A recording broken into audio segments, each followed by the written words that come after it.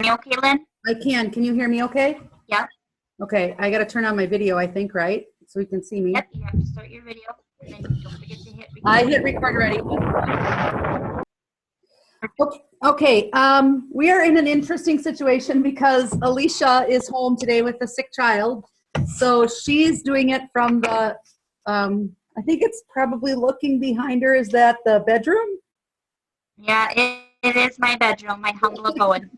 Yeah, and from Clintonville, and I am here in New London. So we're kind of doing this a little differently today. We've never really done this live before, so where we've been in different spots, but I think we can probably make it work. We have a lot. We'll do awesome. We have a lot to do today. I was just going through and numbering my slides, and there's like 42 of them. Is that right, Alicia? Yes. So we have a ton to do, and a lot of different things to give you to look at. So I am Lynn Chall. And I'm Alicia Court. And we are on our last webinar for Principles to Action. So I'm glad you came back. Yeah. So this is just so you all know, this is the first time I've ever actually worked the controls. Alicia usually takes care of that. Not that I'm not technologically capable of doing that, but I've just never done it before. So if there are little glitches along the way, we'll just have to kind of try to work those out the best we can. So should we get started? Yep. Okay. Want to go or should I go? Nope, I'm going. So today what we're going to really look at is those purposeful questions, and not just a simple kind of answer with a yes or no, but really making our students think about it. We're also going to define what that conceptual understanding and procedural fluency will look, sound, feel like. We're also going to identify some more instructional strategies that help promote that problem solving and perseverance, so kind of all ties hand in hand together. And then we're going to also look a little bit at those formative assessment techniques that we can use when we are gathering student data. And we have a lot to kind of throw your way with that. Okay. Sometimes, Alicia, just so you know, you kind of break in and out. So okay. I just thought I would let you know that. Thank you. So that others can hear. Okay. All right. So we are going to focus on these last four math teaching practices, posing purposeful questions. And there's an interesting section in your book. We had a great discussion with Jen Koziak. Alicia and I did when we met with Jen Koziak when we first talked about doing this last fall, and about purposeful questions. And then it's building procedural fluency from conceptual understanding. So making sure instead of them knowing that algorithm and just saying, okay, I cross multiplies, and then they really don't understand why they're doing that. We want to make sure that they have a good conceptual understanding. And then the next math teaching practice is to support productive struggle. We talked a little bit about that already, that it's important for students to struggle. I think that makes them better mathematicians. So, and then elicit and use evidence of student thinking. So those are our practices that we're going to work with today. So here can you hear me okay? Yep. All right. So here we're going to start with that math practice 5. And again, we kind of looked at this one of posing purposeful questions and really looking at those questions to help us assess and kind of help our students' reasoning and to move that along and how they're making sense of the problems that they are being proposed. Yeah.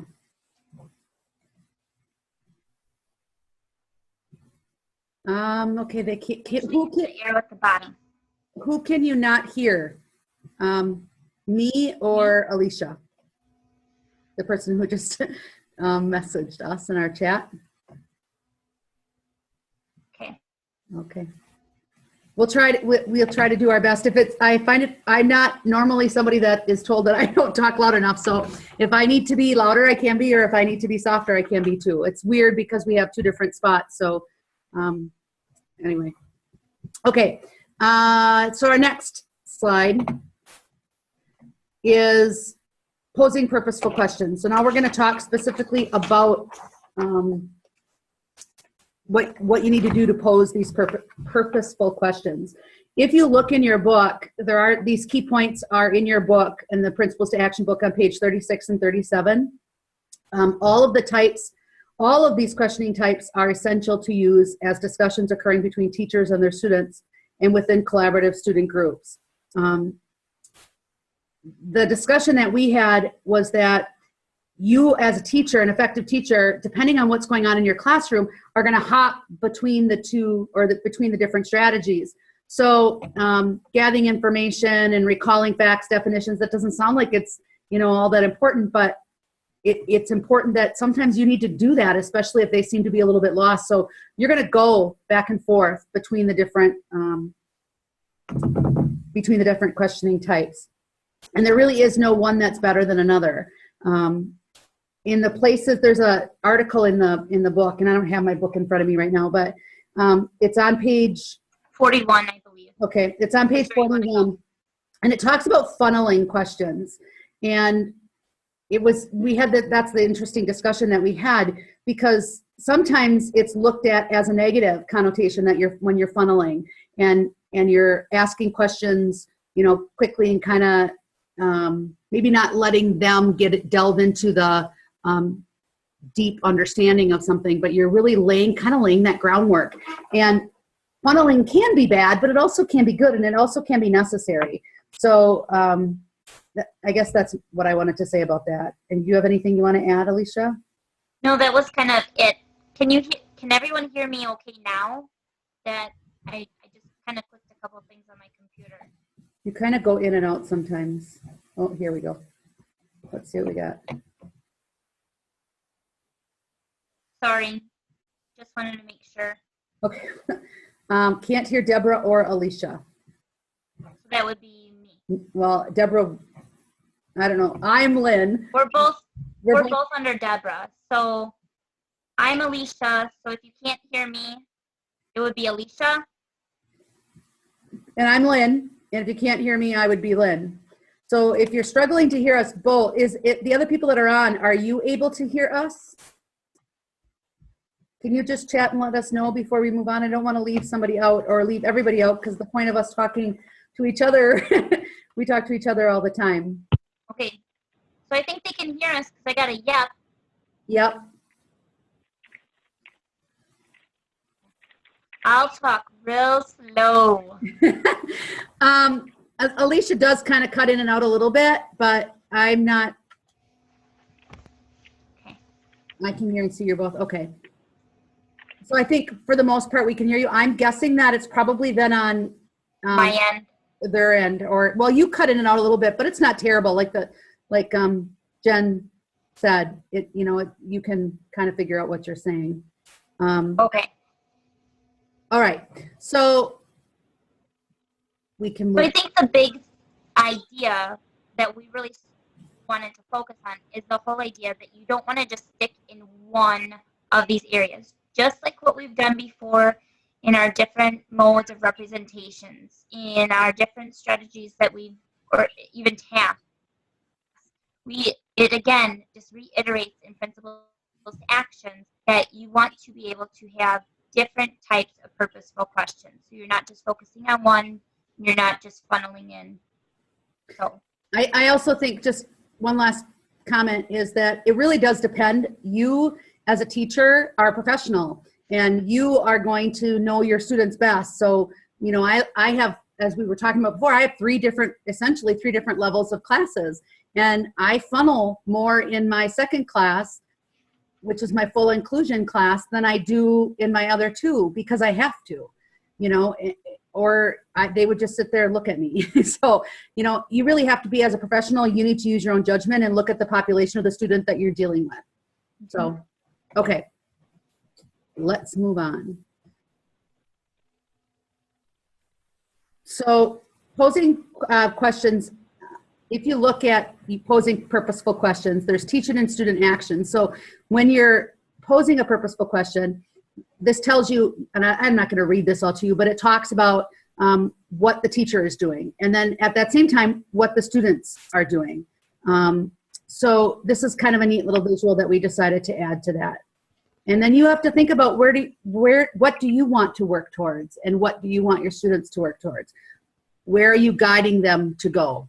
You know, which direction are you guiding them to go? Even in my lower class, I know it's getting better, you know, as the year's going on, it's getting better. And sometimes and today was a rough day because we just came back from spring break today. So our little break. So it was a slow day today. And, you know, people were, especially in the morning, were tired, and, you know, they don't know if they were quite awake. So again, it's day by day, but I think that they are getting to where I want them to be. Do you have anything you want to add, Alicia? Nope. Okay. So we found this video that we were going to try to show out just with a teacher that is using some of those purposeful questions. And as you're watching it, just kind of notice, you know, what do you notice is going on in the classroom? Lynn just showed us the chart of actions the teacher's doing and actions the students are doing. So just kind of keep that in mind as we watch through this, so we can just kind of chat out what you noticed. Okay, here we go. Let's hope this works, because I didn't test it. I didn't have time to test it ahead of time. It'll be perfect. The variable is K. So what I did was added K and 2 because it says that Kyoko is twice as well. So with 2 plus K equals 3K. And then plus 4 because Kyoko is 4 years more. So then I divided 3 into 75, which gave me 25. And then I subtracted 25 by 79 equals, it gave me 54. Very nice. And what is K equals 25? What does 25 represent, Danielle? Kyoko's age. Kyoko's age. In years, in months, in days, in years. Nice job. Very nice. Nice method. Now, what approach did you see, Annabella, different there?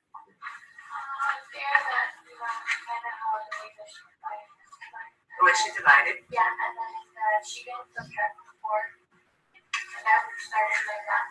And I subtracted the 4 at the beginning. Okay. Interesting.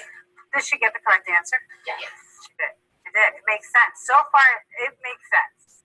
Okay, Ernesto, let's hear from you, please. I just got 2K. Like I forgot to do the other half. I didn't know how to read to the other half, so I just did for K. I put 2K plus 4 plus X and equals 79. And then I divide. I put negative 4 to the other side, negative 4. I scratch that out. I put 2K plus X equals 75, and I add them. So it gives me 3K equals 75. So then I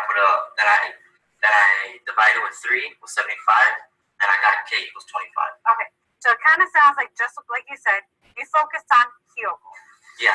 Okay, so Kyoko's 25. Let's go back to the problem. Toshiba is 4 years more than twice as old as Kyoko. If there's some. Now here, what do you recommend that he can do here? He did the correct process here. Okay, and he got 3K. However, are these considered like terms? No. What are like terms? Same variable. So what I want one of you to recommend what he should do to this variable to make this statement true. Change the X to a K. Excellent. Erase that and change that to a K. Now that they're the same variable, are they like terms? Yep, now you can add them like you did. Okay, so you got Kyoko's age. Together equals 79. So how do you find the difference there? How do you find what how old Toshihiko is? I divide. Divide? Okay, let's look at the different strategies. It's a good approach, but I don't know if it's going to give you divided here, and that's how you got it. Good. Danielle, explain how you got T for him, which is Toshihiko. You want, yeah, call on your partner. Call on your partner. Nessa, you can call on your partner too. Get your partner up here. You guys worked on it together. Represent that problem. Go ahead. Well, what she did was subtract 79 minus 25, which is the sum of 79. It's the sum of both ages together. She subtracted what she got for the K, and it gives you 54, which is the age for the T. Okay. All right. So now, Ernesto, call on your partner Annabella here. Let's try to figure this out.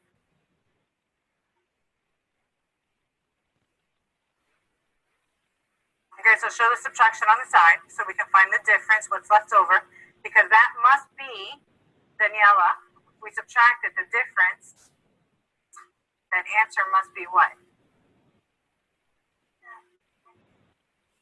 That's right, the age of Toshihiko. So Toshihiko's age. Okay. Okay. Reading my mind. What was that, Alicia? You're reading my mind. Yeah, I try. When we looked at this, we really liked this video because we thought that she did a nice job of questioning techniques and having the students really explain their thinking, and then also other students analyzing and critiquing Math Practice 3, the reasoning of others and how they got at that answer. That's not always easy for kids to do. I know in my classroom, in my 7th grade classroom, it's not. I did that actually today, where students put their work up on the board.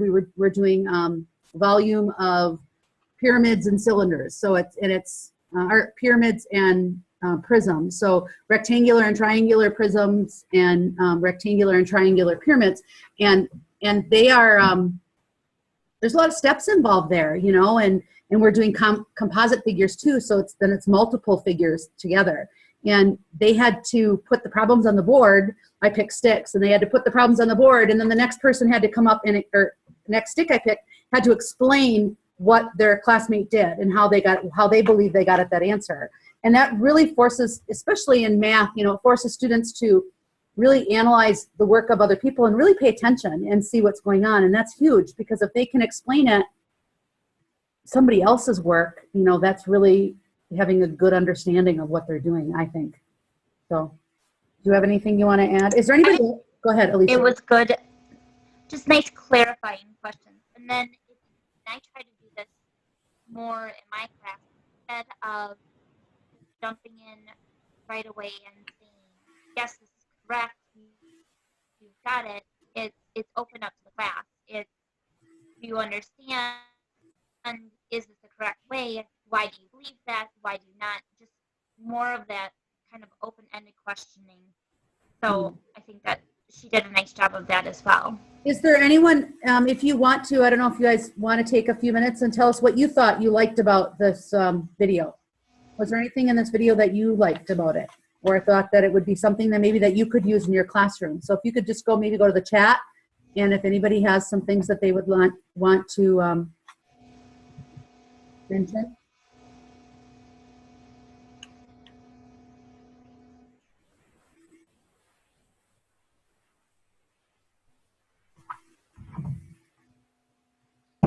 Or maybe not. They're like us. They're just coming back from spring break. Yeah. Okay. Everyone's tired. I think we'll move on then. The next part is just really honing in on the major shifts that the Common Core has made in mathematics. And you've probably seen this already before. It has these 3 parts within our standards: that focus, that coherence, and this is across not only big topics, within the classroom or the grade that you have, but it's also across grades. So Lynn and I had talked to that a little bit before, of how, you can kind of see this progression of what I taught in the elementary level, how they're building upon that in the middle level, and then how then that affects them what they're learning in the high school level. And then we also have this whole idea of rigor, how they're building this conceptual understanding of fluent understanding and procedural skill with that. And we're going to talk more to what fluency kind of looks like even at my level with it, and then how they're going to apply what they understand. You're breaking in and out again, Alicia, just so you know, okay? Sorry. That's okay. So I just wanted to look, we have some people that, oops, I can't do that with my little mouse, that did respond.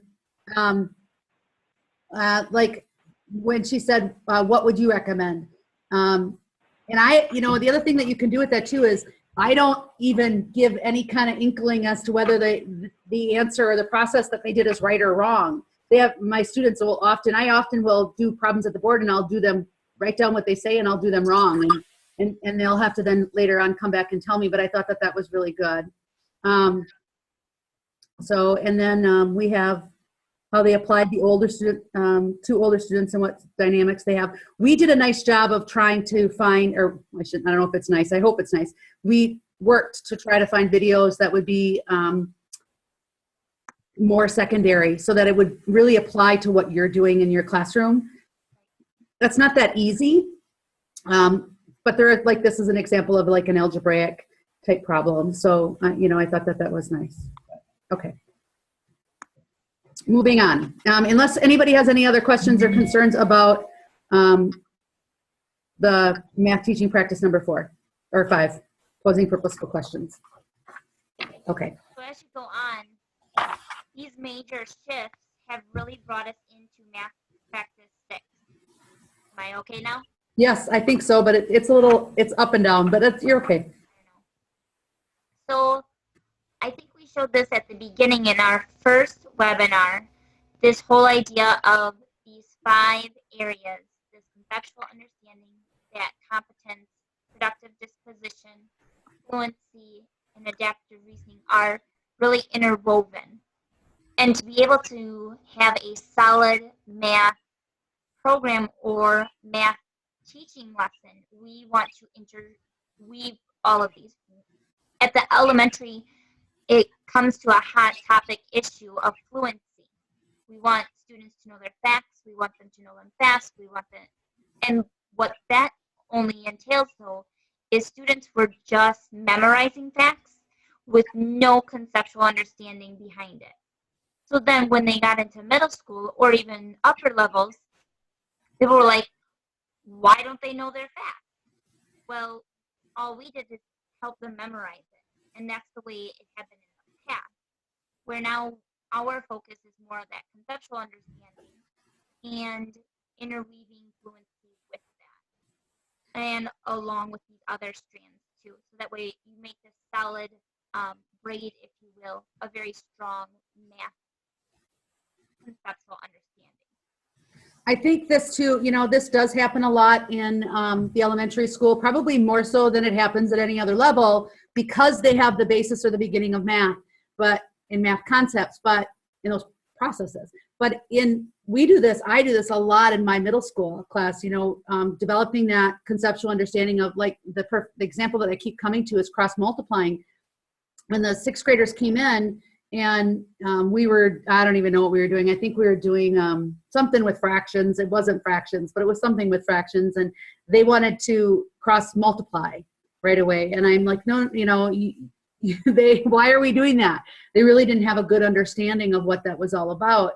I think any time you can show them, like even with I was talking to somebody right now we're doing geometry. So we're doing 3-dimensional objects, bringing 3-dimensional objects in, and showing like, if you do a pyramid versus a prism and you're talking about volume, they immediately think, well, a pyramid's about half of what a prism would be. And if you can show them that it's not, I think that they have a great understanding or a deep understanding of why it is the way that it is. So, and that's kind of what this is all about in this section.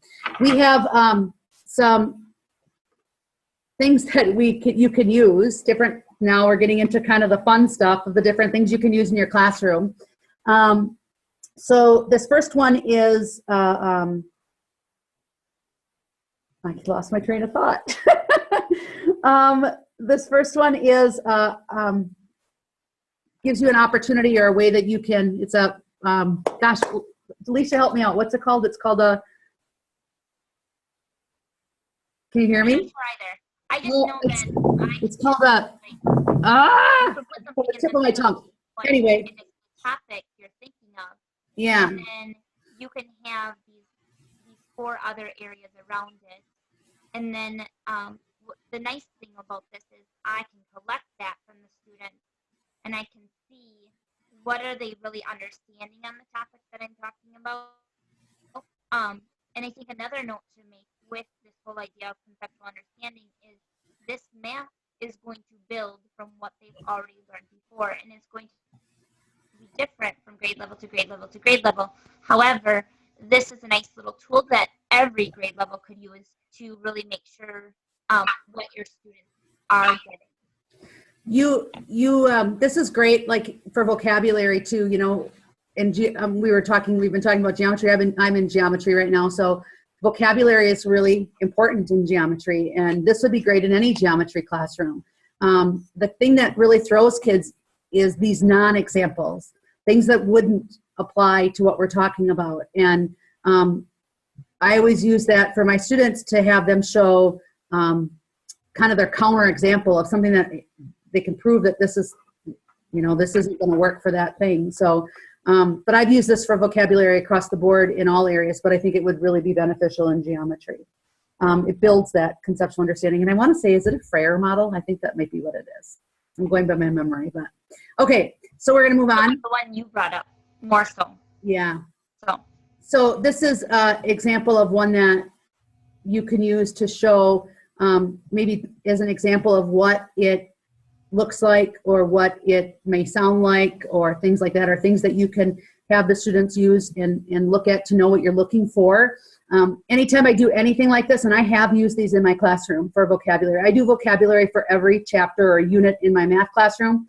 Vocabulary is something that we are constantly working on, and they have different graphic organizers that have to fill out at different times depending on the chapter. But I give them examples of what I'm expecting or what I'm looking for. And in my classroom, we always talk about striving for exceptional.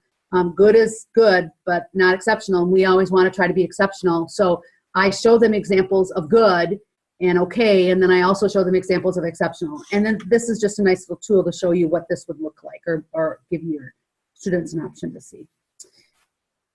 And then we have... here's an example of something Yes. that we've had of, you know, does this really help students show their conceptual understanding?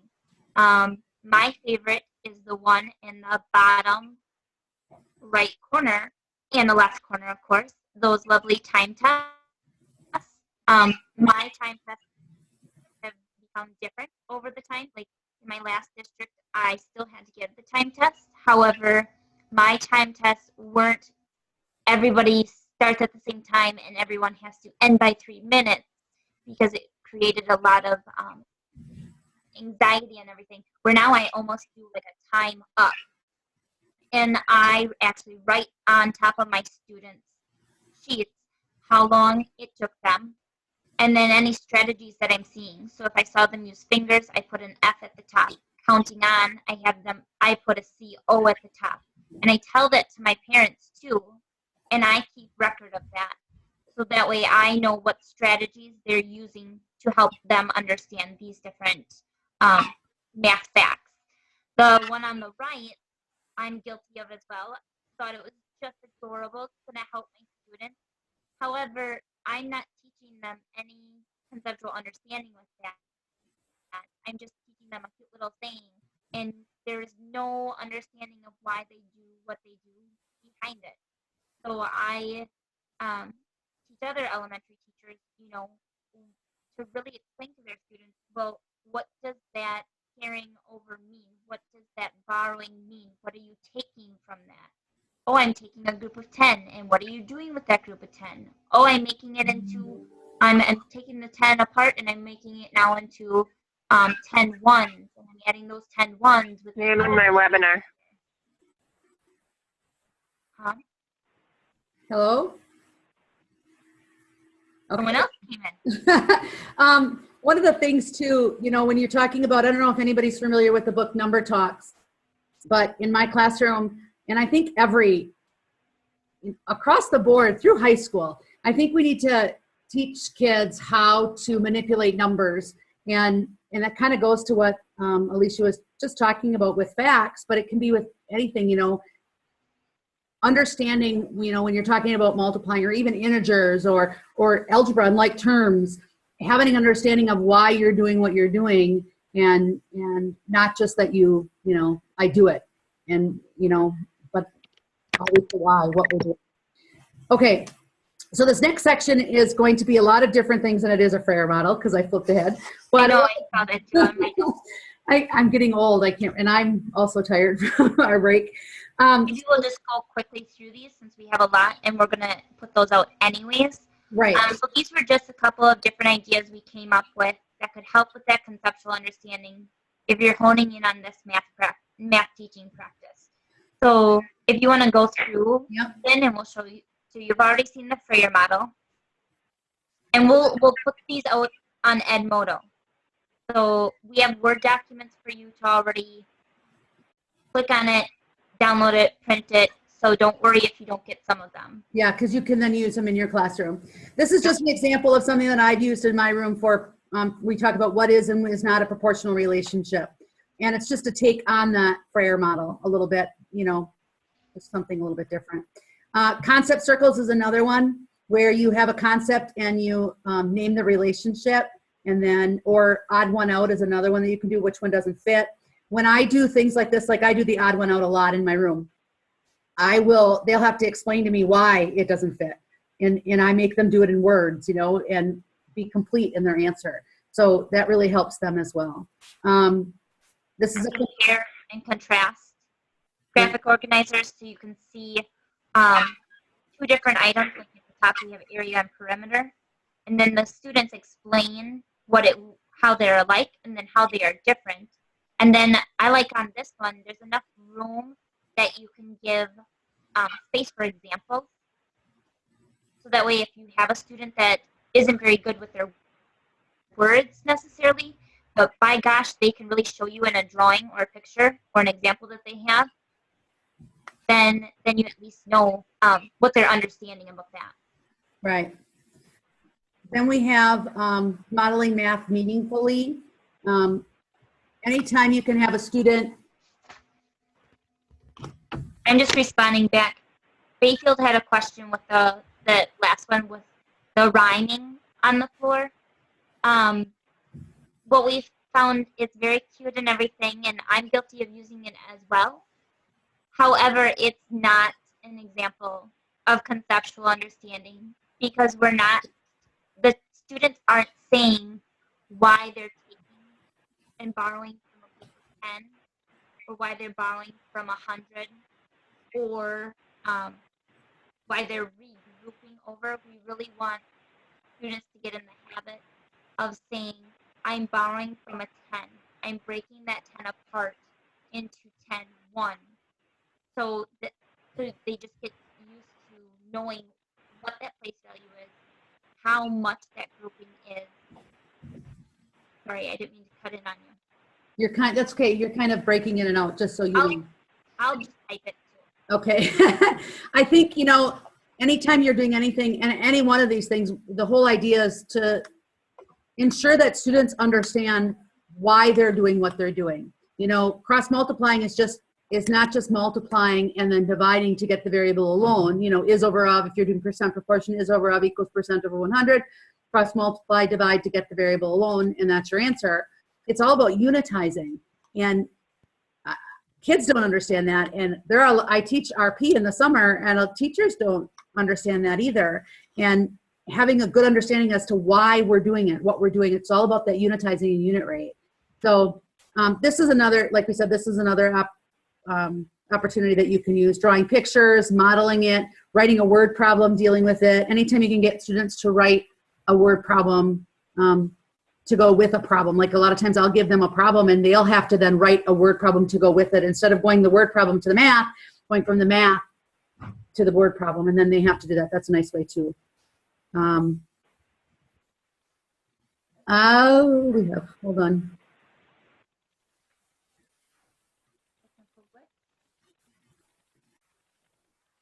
Oh, you typed it, sorry. I'm like, I don't know what that is.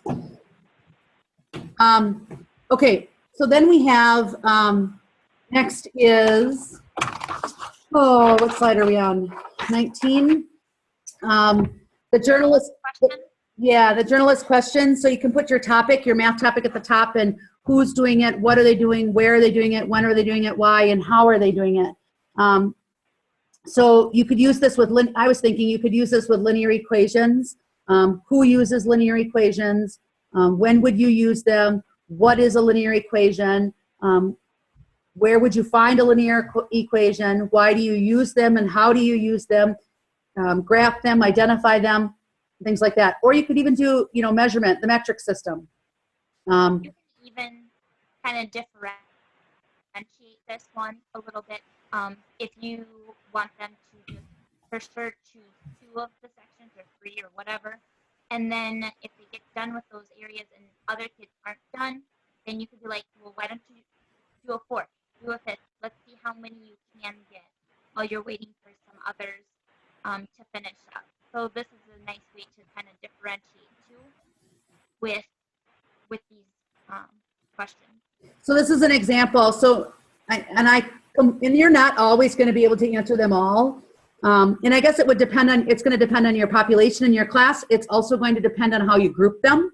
If you group them and you have a good ability spread amongst the group, then maybe you could have them do them all. Or, there are times that I'll say, okay, do 2 or 3 or 4. And then if you have time, then try the other 2 or, to push them on. So those are all things. But this is an example of one. That's the metric system. So, okay, now we have questions to consider for procedural fluency and conceptual understanding. You want to make sure this quote that we found, we like, so that's why we put it in here. So to use mathematics effectively, students must be able to do much more than carry out the mathematical procedures. They must know which procedure is appropriate and most productive in a given situation, what a procedure accomplishes and what kind of results to expect. Mechanical execution of procedures without understanding their mathematical basis often leads to bizarre results. That's kind of what happens with that cute little, I guess, Sure. on the floor, put up one more. That's where you get that mechanical execution of the procedure. And then later on, the students don't know why they did it. And so then once they get into middle or even high school level, then they're doing really weird things with those numbers. And you're like, where did you get this? Right. I think, the benefits to building conceptual understanding alongside with that procedural fluency, it kind of goes back to that video that Ellie, that I put on Edmodo a week ago or so about Ellie. We are sending, and I'm one of those too. I mean, I was just taught this is the way you do it, and I was very inquisitive, and I always loved math, and I would say, why are we doing that? And my response the teachers would give me was, because this is the way we're going to do it, instead of explaining to me why it was. And I think if they have that understanding, they'll be able to apply it to anything that in terms of problem solving. The fluency is important. Don't get us wrong. It really is important. They do need to have that automaticity, that understanding, and being able to be fluent in what they're doing. But they also, along with that, they need to have that conceptual understanding. And I think that is on our next slide. Is it? I'm not even. Yep. Oh, yeah, sure. Kind of with it, that flexibility, that accuracy, being efficient, but then also using it appropriately. It just all goes hand in hand within that fluency. Right. So it's not just a rote memorized kind of idea, but you, inside of fluency itself, have these other areas you're tying in. Right. And that's hard. That's hard for kids. That's hard for teachers too. But if you want to be an effective math teacher, and I think that that's really what you have to do. And I often will do I can't say that I do it all the time the same way, because sometimes I'll do the conceptual understanding activity or whatever that I have for a lesson first, and they'll investigate, and then they'll learn the algorithm or, to be fluent in it. Or sometimes I do it backwards too. It really does depend on what we're talking about and what we're doing. Okay. Strategies for, There's some go ahead, Alicia. things to use we just kind of came up with that can help build that procedural fluency. Convincing Me Twice, a strategy harvest, and maybe we can start going through them right away because we Sure. have examples of these. So this is an example of Lynn's strategy harvest that she created. So, with the factors and the Vikings. And then these were those multiple representations that went with the problem, so that way they could show it in many different ways how they could get to an answer. now, a problem like this, I would expect them to do it multiple ways. And I often will tell them that they have to do it a certain number of ways, or, I give them the option of doing them the multiple ways. It's so important that they understand that there is no just one right way. Kind of like the video we just saw with the teacher, there is lots of ways to get at an answer. It doesn't always have to be just a certain way to do it. But this is just an example of one that I had. And then there's number sense. Yeah. I use this game, the game 24, in my classroom. I don't know if you high school teachers are familiar with it, but it really is great. And they really do get into it, and they have fun, but it helps build that number sense. And breaking down numbers and decomposing numbers also helps build that number sense. And if you do it in front of them and show how you got to where they got, they'll start picking up on it, because I've been doing it all year.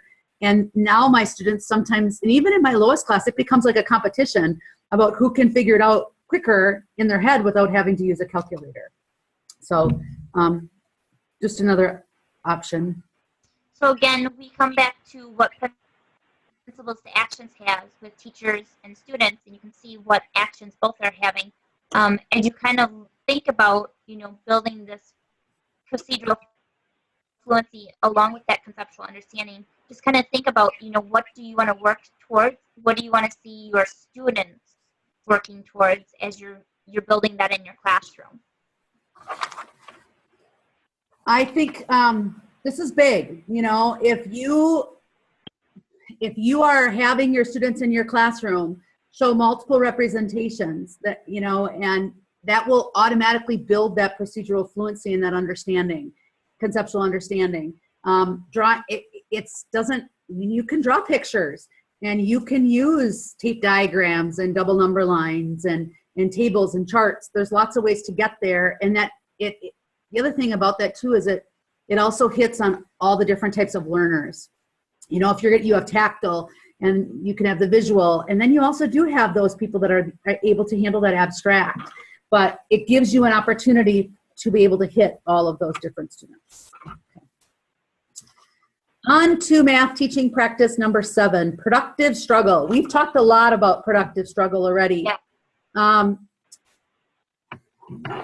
When you're talking about productive struggle, this is hard, because I already know in my few years of changing the way that I teach, which it's probably been about 3 or 4 years ago, really probably after I went to WSME for the first time, is really when I really effectively changed the way that I was teaching. And you have to be careful, because you are going to have parents that are going to say, kids are going to come home and say, Mrs. Shaw won't help me. And it's not that I won't help them, but I answer their questions with the question. I want them to struggle and to try to figure it out. If I spoon feed them, they're not going to learn what they need to learn. But it is a fine line, because every kid is different and they can get very frustrated, and you have to be really careful that you are reading where they're at. Or this could be, it could be a nightmare, I think. Anything you want to add, Alicia? No, I think you hit it. It's just, again, realizing what your students are capable of. And I think as you start modeling that, I'm not here to give you the answers, but I'm going to kind of walk you through what you've already done, and you're going to explain to me. Once they get into that mindset with math, it's the productive struggle, they're going to know and build their confidence more, and know my teacher's here to just help me along, but he or she is not going to give me the answers. It's going to be me that's coming up with the solution. Right. Okay. So strategies. This is from the Journal of Teaching, Mathematics Teaching Education, on page 8 in that journal. it's really about helping students confront their errors and resolving the incongruity and the mistakes that they're making, and being able to observe or see the mistakes that they're making. And that can be really hard because they don't always see them necessarily. There is a program we had talked about before called Nearpod. This is great for Nearpod because what you can do is, if you get the opportunity to ever use it in your classroom, if you have the technology available to you, Nearpod allows students to work out problems, and then you can project them on a board. It doesn't have to be a smart board, but it can be a smart board or anything, wherever you can project, wherever you have a projector. So from your teacher computer, you can project them and not have a name there. So students in the classroom can then look at it and really critique the reasoning of others. And it's really funny because I've done this already, and kids will then see their own error and sometimes won't even realize that it's their problem, you know, because it doesn't have their name by it, and they're critiquing them and they don't even realize that it's their work that they did. And sometimes it's hard for kids to see that. And we are going to have those students that are going to say, you know, I can't do this, or I don't understand this, and they're going to kind of, you know, even in 7th grade, whine about, you know, not understanding that, but you just have to keep pushing them and encouraging them to persevere through it. This is my favorite no. This is actually, we have a video clip of this, don't we, Alicia? Yeah, we do. Do we have time for that? I don't know. I don't know what time it is. It's 1:45 or 47. Probably not. Maybe we could put it on Edmodo, or unless you, I don't know. What do you think? I think if we put it on Edmodo, we did the same thing last time. I like just the comment of we like the yet from the group that commented out. That was our big aha there. You know, it's not that I don't get it. It's I don't get it yet. And they already know, like, they're going to continue to have that productive struggle until they figure it out. Right. My favorite no is a really cool activity, and we'll, like Alicia said, we'll post it on the video on the Edmodo page. But if you get the time to watch this video, I'll do it right after we're done here. I think it is going to be very worthwhile because it's a really neat strategy that you can use within your classroom. So, okay. Where am I going? Where's my? There we go. To remember for next time. Put that at the beginning so we don't. Yeah. Our focus questions, you know, it really helps hone in on what you are finding as a struggle for your students. Usually when I start out, you know, like I start asking, like, well, what do you know? What is hard in this problem? What's challenging you, or what's tricky? What are you not sure of? And it's amazing because as soon as the students can start talking through their steps, or even telling me what they've already tried or what's challenging for them, it's almost like a light bulb goes on in their head and they're like, oh wait, I think I know now what I need to do. So just that effective questioning, like Lynn had addressed, is really critical in helping our students through that productive struggle and realizing what they do know and what they still are trying to figure out. Reflective questions. It's really important that when you are in your classroom, that you are making sure that you're supporting what the students are doing, but that you're also having them explain what they're doing and why they're doing it. And being able to reflect on their own work and you know, and even reflect on other students' work. Being able to explain their thinking and either verbally, I have students in my classroom do it verbally, and then sometimes I have them do it in written. It really just depends on the situation and the time that I have available to me. But I think them justifying or explaining their reasoning and what they did and why they did it, that's really the key in my room. It's not just what did I do, but why you did it along with what you did. Mm-hmm. You know, that's huge. And then also understanding, students understanding and you understanding that there are lots of ways to get there. And just because it isn't the way that maybe is the easiest way doesn't make it wrong, you know, that they could do lots of different things. And it's funny because I do think that there are kids in my classroom, I see kids that will will be like almost, it has to be this certain way. Is this okay? Is it okay if I did it this way? Like you know, I'm going to say no. And they should know that, you know, there are lots of ways to get there as long as you can explain what you did and as long as it follows the mathematical procedures that are acceptable. You know, I mean, if you can't add unlike terms together, you know, like the video we saw. So anyway, okay. Persevering tactics. So I think with this one is we just wanted to, you know, touch base on, again, allowing enough time for your students to productively struggle. It's hard because us as teachers, that's why we went into this profession. We want to be able to help. We want to come in and figure out the problem right away. But I think sometimes taking a step back and just giving some of that effective wait time to see if they can struggle through, or if they really do need to come in to help with some of that clarification, is really key in that persevering tactic. And if you give them the wait time, that builds on how much they are going to persevere on their own, rather than just giving up and saying, I can't do it, I need the teacher now. So I think wait time's hard. You know, that's something that I have had to work on over my teaching career, you know, and it's hard. You want to, it's like, it feels like 5 seconds feels like it's an eternity, and it's really not. I sometimes in my head will mentally count to 10, you know, slowly count to 10 to give them that time, because kids process at different speeds. And if you immediately jump and go to somebody else because they aren't able to answer quick enough, then they're going to think that they just can't do it, you know, and they're going to shut down, and you don't want that to happen either. So that perseverance, it's funny, you know, productive struggle and perseverance really do go hand in hand. So, okay. And it's funny that you said wait time, because that's exactly what I wrote down when you were talking. Here's a little cartoon that we have. Struggle is, teachers acknowledge that struggle is important in a natural part of learning and doing math. It really is an important part of doing math.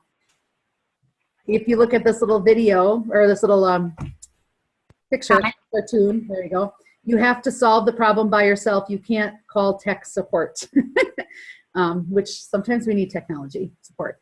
But I think, you know, students want, there are so many students that are kind of needy and want you to be there, because what 7th grade or 8th grade or even high school student, if you're going to sit next to them and do every problem with them, even my son that's a freshman, you know, if I let him do that, then yeah, he's going to do it, because what kid wouldn't want to do that?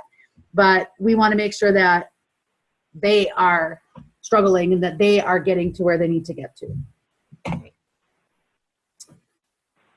So again, we just come back to that chart again. We really wanted to focus in on this session, how you can look and kind of summarize at the end in the book, what are the teachers doing, what are the students doing, and just kind of reflecting on it yourself of what do you want to, again, work towards with that productive struggle.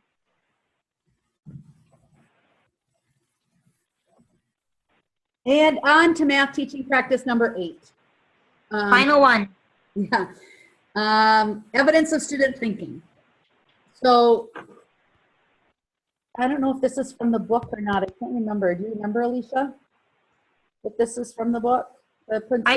I just remember that we really wanted to focus in on saying, you know, that the effective math teaching and use of evidence through assessment is used to guide your instruction of your students and to meet their needs. And it's kind of comes right out of this little quote a little bit here that you see in front of you. You know, using that effective formative assessment is going to help kind of tell you where your students need to go next, or what do you need to rework on and everything like that. I mean, like we've said before, it's not about the quantity that you can teach them, it's really about that quality. And I know it's hard because we have curriculums, we want to get through them, we have to finish chapter 8 by the end of the year, whatever, but again, we have to really hone in on, do we have the evidence of our students thinking, or do we need to back up a little bit to make sure that they really have learned what we need them to learn. I think this falls a lot under the, you know, we are in New London in the middle school, we are switching over to standards-based grading, and they've been doing, there's some teachers in our high school that have been doing standards-based grading. And this kind of falls a little bit into that, I think. That's what I keep thinking of, you know. It's using those formative assessments that you have in your classroom to guide your instruction. It is also, it can be also using other standardized test materials, whether it's NWEA MAP scores or you know, whatever else that you are using to guide what you're doing so that you can see where your students are and where they're lacking. It's using that data and that information to really better your students, but also knowing that if there are, you know, 10 people in your classroom that fail that formative assessment or don't understand that formative assessment, then you need to do something for those 10 kids. Because if they don't get it, they're never going to get it. And we all know that math builds. So if they are missing a concept, if they don't understand fractions, they are going to struggle all the way through, you know, middle school and high school, because fractions are used and utilized. And they have to have an understanding of what those fractions mean and the processes that go with them. So, you know, I don't know. Good enough? Yep, so we're down to our last about 3 minutes. So this is just right from the Wisconsin RTI Center and out of PBIS too, about what formative assessment kind of looks like with Wisconsin's interpretation. We can post that back out on Edmodo, but it kind of just sums up exactly what we kind of had put on or told you about just now. I think what we have is a few other examples that we'll just quickly go through. You know, again, those agreement circles, where a teacher reads the statement, and then the students have to kind of get in a circle if they agree, and then they move to the inner circle to disagree. However, this helps a teacher kind of figure out what understandings your students have, but then it also, on the flip side, if you have somebody that's disagreeing, then you can have this rich discussion between your students of, why don't you believe that? Why doesn't that make sense? And then they're really trying to disprove each other's thoughts themselves without you even stepping in. You might just help with clarification and stuff with some of those purposeful questions, but it's really the students that are taking charge of that learning. Concept sorts. If you're looking at organizing information or by different characteristics, I put on here when we were doing this, I put, if you're talking about angles or polygons by type or three-dimensional solids or, you know, anything like that, you could use a concept sort where you're, you know, sorting them out and putting them where you need to put them. I have done an activity on the Smartboard where students have come up and being able to drag things to where they need it to go. And that's worked out, and then we've had those discussions. Or you could do a gallery walk where you have students put, you know, on a poster or even on a board, like they have here on a board, and then students can walk. What I do is I give my kids Post-it notes, and then they can write comments on and place it on the poster then, so that there is some feedback. And I tend to have them write positive and negative comments both. So. The next one is what my strategy is. I like this because the students are telling each other, like, okay, well, what worked? What did they do? You can do this in a small group. You could use this partners. You could just have it individual where kids come up and show their work and stuff in front of the Smartboard. It's just a nice way that you could show the same kind of solution, but in multiple different ways. Yeah, it's also nice if we talked last week about a document camera. If you have a document camera that you can use in your classroom to project it, it makes it go a lot quicker as well. So it really is a nice activity. And we'll put this on Edmodo for you to just download and use as you want to use them. So our last one is an exit slip, and Lynn has talked about this before of how she's had her students use them. And it's just a nice way to kind of gauge what are your students understanding, how would they explain what they learned, what do they still need to work on before they even exit the room.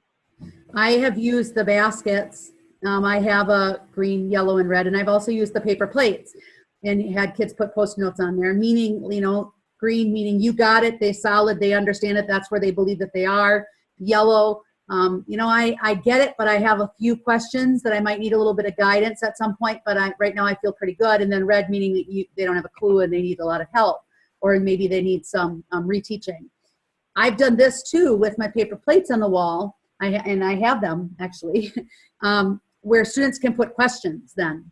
You know, if they are at the green, the yellow, or the red, you can have them put a question, or you can have them put why they believe that they're there, or how they know it to be. I've also used baskets with recipe cards and had them work out problems on recipe cards, and then gone through those and determined, you know, at the end of a class, okay, there are 8 kids that really don't understand this. I need to do an activity where the other kids are busy, or I do stations in my room too, which has been extremely effective. It's funny because I would have never in a million years thought a middle school classroom could have effective stations, but it really does work out nice because it gives you an opportunity to be able to differentiate. So you can work with those kids and try to clear up any misconceptions that they might have on the concept that you're talking about. And that has been extremely effective in my 7th grade classroom. So We have this last video, but we'll just put it out on Edmodo since we're running short on our time and stuff.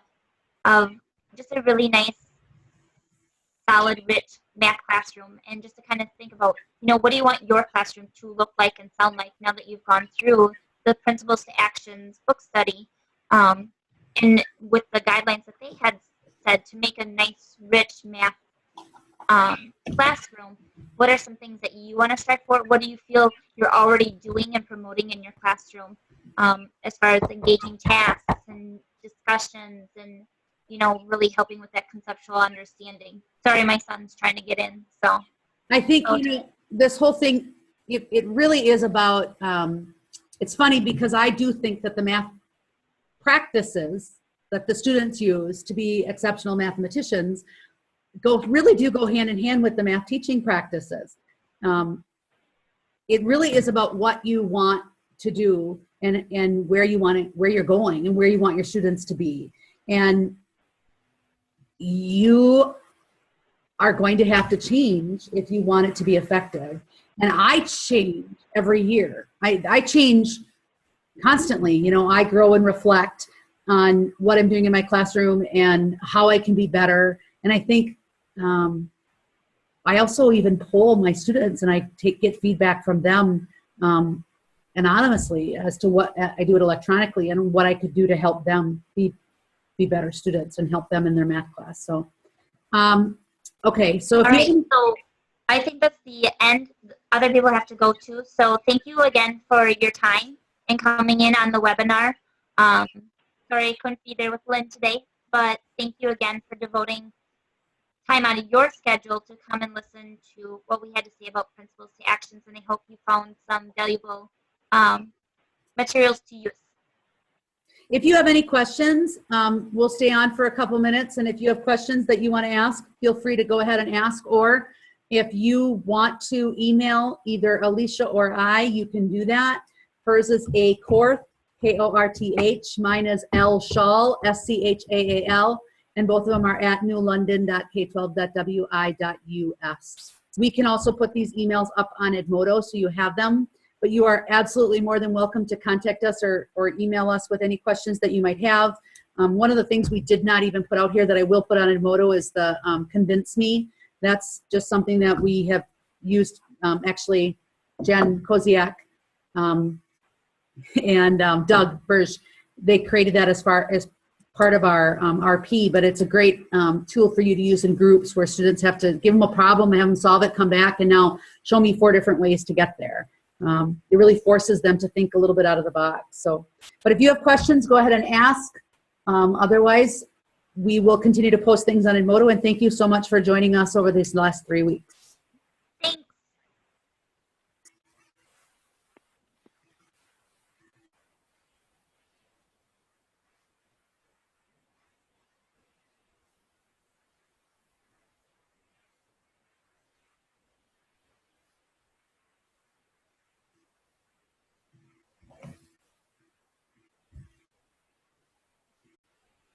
Okay, Good job, Lynn.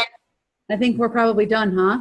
I think so. We have one participant that's around owner. I wonder if that was, she went on before and couldn't hear and she went on the phone. Oh, maybe. I bet you. Okay, All right. So, I'm sorry. I have to do what? I have to stop recording, right? Or do I just Yep. end meeting? You could just leave the meeting. So end meeting? Yep. Okay. I'll give you a call. Okay, bye.